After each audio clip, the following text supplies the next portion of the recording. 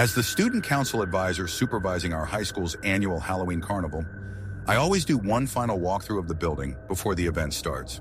It's standard procedure. Check the emergency exits, make sure all restricted areas are properly locked, and verify the parent volunteers are in position. Everything seemed normal at first. The main gym was decked out with Halloween decorations. The cafeteria was set up for bobbing for apples and other carnival games, and excited students in costumes were starting to arrive. But as I walked past the math wing, something felt off. A man I didn't recognize was standing at the end of the hallway, partially hidden in the shadows where one of the fluorescent lights had burned out. He wore dark clothes and a maintenance uniform, but I knew all our maintenance staff. This guy wasn't one of them. "Excuse me," I called out, walking toward him. "Can I help you find something?" He turned and walked around the corner without responding.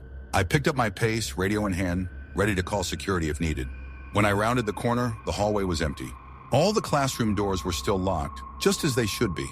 I radioed Steve, our head of security. "Hey, there's someone in the math wing wearing maintenance clothes. Not one of ours. Can you check the cameras?" "Copy that," Steve replied. "I'll take a look." I continued my rounds, but now every shadow made me uneasy. Our school was big, 3 floors, multiple wings, plenty of places someone could hide. I checked my watch, 6:45 p.m. The carnival would start in 15 minutes. My radio crackled. "Miss Thompson, you need to see this." Steve's voice was tense. "Come to the security office." The security office was a small room near the main entrance, walls lined with monitors showing feeds from the school's cameras. Steve pointed to one of the screens. "Watch." The footage showed the math wing hallway from 10 minutes ago. I saw myself walking down the corridor, calling out to the man. But in the video, there was no one there. The hallway was empty. "That's impossible," I said. "I saw him clear as day." "Wait," Steve said, rewinding the footage. "Look at this." Earlier footage showed a man in maintenance clothes trying doorknobs in the science wing, then the English wing. When the doors wouldn't open, he'd move on. The timestamp showed 6:15 p.m. before I'd started my walkthrough. "I've called the police," Steve said. "But we need to..." The lights went out. Emergency lights kicked in seconds later, casting everything in a dim glow. My radio came alive with panicked voices. Parent volunteers reporting that the doors to the gym and cafeteria wouldn't open. The backup locks had engaged when the power went out, trapping everyone inside. "Steve," as I said, "who else knows how to cut the main power?" Before he could answer, my phone buzzed. A text from an unknown number. "Check the basement." The surveillance monitors flickered back to life, switching to the basement camera feed. The man in the maintenance uniform stood in front of the electrical panel, staring directly into the camera. He held up a ring of keys, maintenance master keys that could open every door in the building. He smiled and waved. Then the cameras went dark. I can hear the police sirens in the distance, but they're still minutes away. The Halloween music from the gym echoes through the hallways, mixing with the sound of children laughing, unaware. Somewhere in this building, a man with full access to every room is moving through the darkness, and I have to find him before he finds them.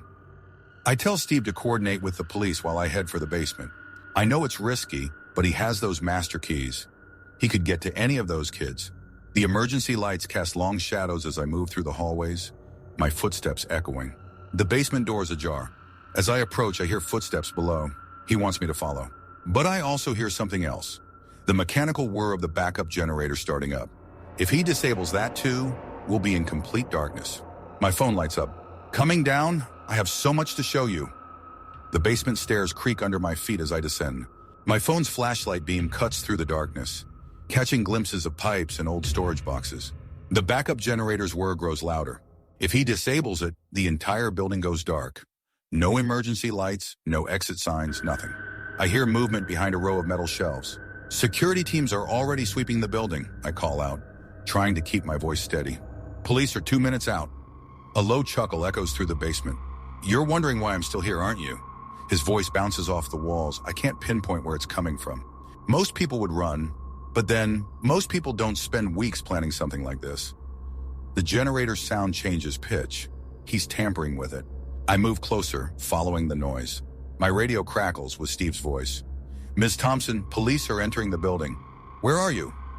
Before I can respond, something clatters to the ground behind me. I spin around, light beam darting across the basement. Nothing. But when I turn back, he's there, standing between me and the generator. Up close, his maintenance uniform looks pristine. Too new. His smile is calm, practiced. "You should have checked the supply closet," he says. "I've been sleeping here for days." learning the patterns, the routines. He holds up the master keys, testing which locks had been changed and which hadn't. What do you want? I ask, backing away slowly, keeping my light on him. My free hand moves toward my radio. Don't bother, he says, holding up my radio's battery pack. Grabbed it when you walked past me upstairs. You really should be more observant. A door slams somewhere above us. Police voices echo down the stairwell. That's my cue, he says, reaching for the generator's control panel. But don't worry. This was just a dress rehearsal, a test run to see how the school's security really works. His hand hovers over the switch. The real show comes later. The basement plunges into darkness as the generator dies. I hear him moving, fast footsteps heading toward what I know is the old service tunnel, the one that leads to the boiler room and out to the parking lot. By the time I get my phone's light up again, he's gone. The police find the supply closet just as he said. A sleeping bag, food wrappers, printed copies of the school's emergency procedures. On the wall, he taped up photos of the building's exits, staff schedules, security patrol routes, everything meticulously cataloged. They sweep the entire campus but find nothing. The service tunnel exit had been left wide open, leading to an empty parking lot. The maintenance uniform is found in a dumpster 3 blocks away. The Halloween carnival is canceled. Parents take their kids home. Police dust for prints and take statements. But we all know what no one wants to say out loud. He got exactly what he wanted. He knows our procedures now, our weaknesses, our blind spots. And somewhere out there, he still has those keys. The next morning, my phone buzzes with a text from an unknown number. Thanks for the practice run. See you at the Christmas festival.